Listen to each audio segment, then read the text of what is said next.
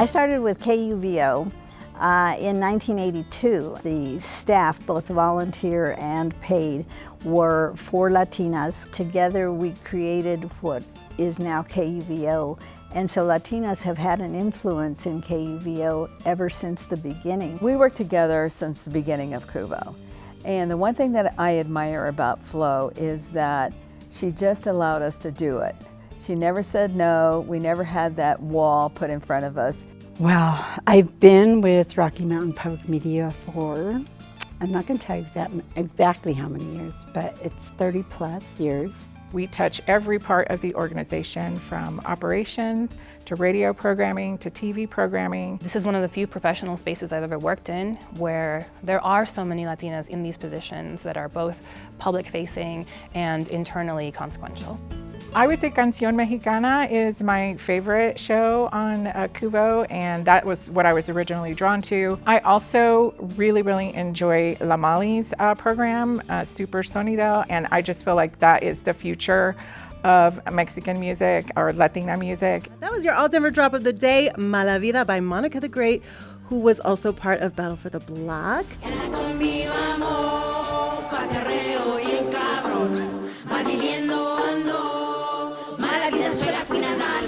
I'll never forget the first moment that I started watching our kids' content and I realized that we have little Latinitas that have shows on PBS Kids, and I had a lump in my throat when I was watching one of them the first time because I couldn't remember it as a little kid myself. When did I ever see a little brown girl who was the main character, a little girl speaking Spanish, a little girl representing cultura? And so that meant the world to me. We did a film called Dolores about Dolores Huerta, and immediately the staff said, hey, we're gonna send Tina. I was able to introduce the film and her family. You had this ambience all around you that you could really change the world.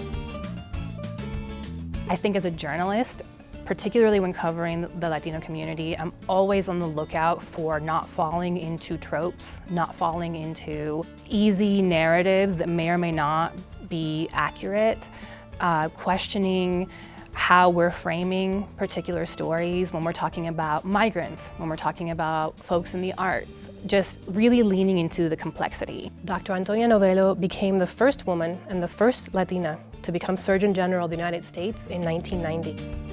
I love the idea of National Latina Day. We're gonna make it a thing because it's a day of abundance and celebrating all the spectrum of Latinas that there are, including the Chicanas like me, and Boricuas, Puerto Ricanas, Dominicanas, Colombianas, all of us. It elevates people's focus onto Latinas and what our role is, what our potential is, but also what our impact has been. The women's, once they said, I'm gonna do it, you'd be surprised what we women can do. We need to celebrate the impact that Latinas make in this country.